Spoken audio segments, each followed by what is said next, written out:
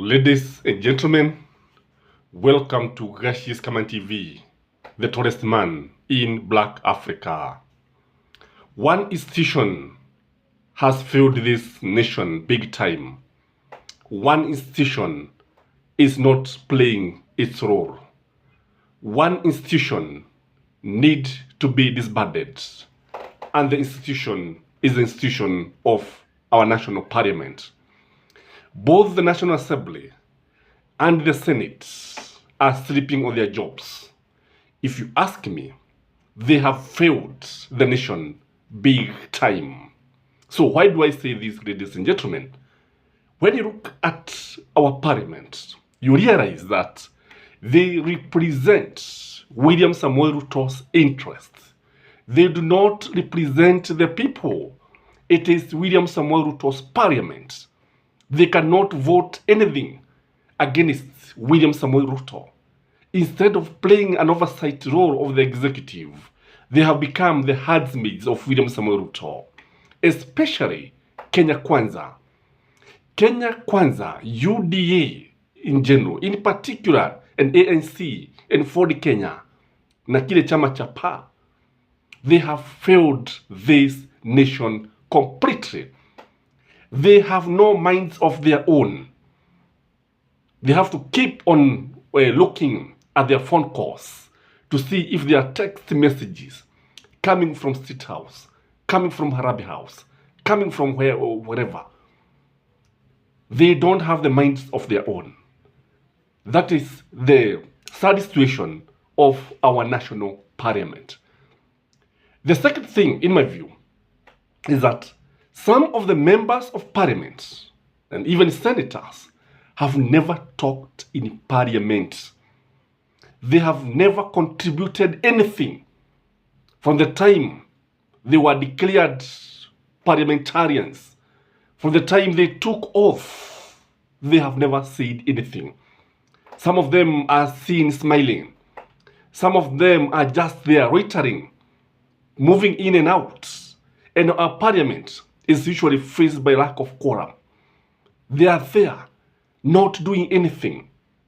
Ladies and gentlemen, there are also allegations of bribes, especially during the committee meetings. Tunaona kwamba mawaziri wako pale. I remember there was an article that was running all over that some members of the committee had to follow a certain CS to parliament so that he could go and withdraw some money so that they could pocket the money. When it comes to voting, they vote on the size of the potato. They cannot vote against anybody. They cannot impeach William Samoei Ruto. And if there is one institution that should actually impeach William Samoei Ruto, because they are there to oversight and represent the people, it is the National Assembly and the Senate. Ladies and gentlemen, the allegations of corruption in parliament and in the committees is something that is known everywhere. Again, this is a parliament where we have the two speakers who are biased. They represent William Samoei Ruto. Our speakers cannot stand on their own. They are not judges.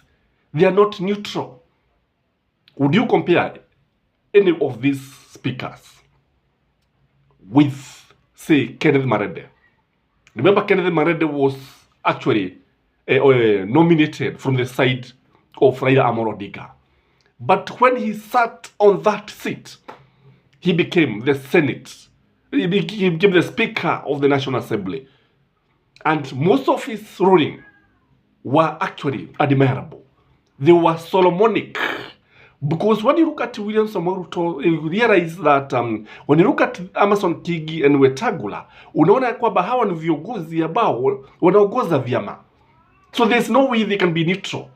So we have the worst parliament in the world. We have the worst parliament in Kenyan history.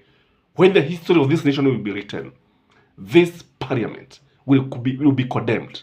Will be condemned by scholars. Will be condemned by future generations. They are selfish. Look at the way they were fighting for the NGCDF, the National Government Constituency Development Funds. They were fighting because not they love Mwananchi, so that they were fighting because, you see, we are going for a holiday, we are in the holiday season, and the executive treasury did not disband the money. The money had not been sent to the accounts. We know they receive a lot of millions, a lot of money, and most of this money ends in their pockets. So when you see them fighting, uniting, they unite because of their own interest. They don't unite because of Mwananchi. They cannot unite because of Mama Boga. But when their interests converge, they can actually demonstrate. They can run away with the maze. They can now talk, even those who don't talk. That is the kind of leaders that we have in parliament. Ladies and gentlemen, when you look at our parliamentarians, they are anti-people. I've never seen anywhere where parliament vote against the wishes of the people. Remember the finance bill? Remember that bill whereby many people came out in large numbers to oppose William Samoei Ruto 2023 finance bill. What happened when they went to parliament? Just a few members who voted against it.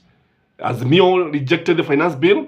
Heko kwa Azimio. Azimio have been playing their part, save for some guys who are bought because they're on sale. And Gathoni wa Mushoba. And if you are anybody who voted for that finance bill is anti-voters, is anti-people, does not represent the people, represent his own interest. Nebuga Kibogoyo, they can't bite, they can't do anything, they can't question anything. They sing Hosanna to William Samoei Ruto. When I hand the leader of the majority and the chairman of the budget committee and others in UDA actually saying that the country needs the CAS, Chief Administrative Secretary, despite the fact that Parliament knows very well that the High Court had said that they are illegal. They are nowhere. Our constitution does not allow the appointment of the chief cabinet secretaries, chief football secretaries. How are the CAS, chief administrative secretaries? Na sasa wanakuja, wanauga mkono. They are toothless. They are very useless. Very useless. Bure kabisa. Hakuna kitu ambacho wanaweza kufanya. Kwa sababu even they are ready to break the law just to please the executive. Even when they know that whatever they are doing is an illegality. Ladies and gentlemen, our parliamentarians have no principles. They don't stand for anything. They have no ideology. They are just there. They don't stand for anything. And some of them are said to be drunkards. Some of them are said to be drunkards. Wanaenda tu pale kwenye ile bar iko pale karibu na bunge, mvinyo, pobe, nini, kileo, and then they come and leave. Some of them. If you want to know more about this, the kind of parliamentarians that we have, just read The Sad Nation. That column about the talk of the town. You'll be amazed by the kind of leaders that we elected to parliament. You'll be amazed by the kind of characters that we have in parliament. Again, if you read the Star newspaper, there is also this other column about the corridors of power. It usually talks about these guys. And most of the things that they do would make you vomit, would make you puke. These guys, they are not equal to the task. Some of them, actually, they are just there. And they waste a lot of money. They like going to meetings because they have sitting allowances. They like moving with followings, huge followings. Na wakati kama huu wengi hawezi wakakuja mashinani, hususan wale wa mlego wa Kenya Kwanza na UDA, kutoka na vile ambavyo the ground has become very hostile to them. Ladies and gentlemen, if I were asked, the Senate should be disbanded complete. This country does not need the Senate. I don't know what you think. Do you think this country actually needs the Senate? Because whatever they do can be done by Parliament. That is the National Assembly. I also believe that we have so many members of Parliament. We should reduce our constituencies. The truth is, we have a bloated National Assembly. It should be reduced to something like maybe 40, 45, or 47. The number of senators should be the number of the members of Parliament. We also don't need women rep. What are they for? What are they for? Of what benefit have they been to the Constitution? If you ask me, we have the worst National Assembly. We have the worst Senate ever in Africa, in the whole world. That is my take, ladies and gentlemen. I don't know what you think about our Parliament, but there are some people who are very good, very good. People like Sifuna, people like Baboino, people like Adonwa Mushoba, people like, there are many, there's many guys who are good, but majority of them leaves a lot to be desired. Have a blessed Saturday evening. Till next time, adios.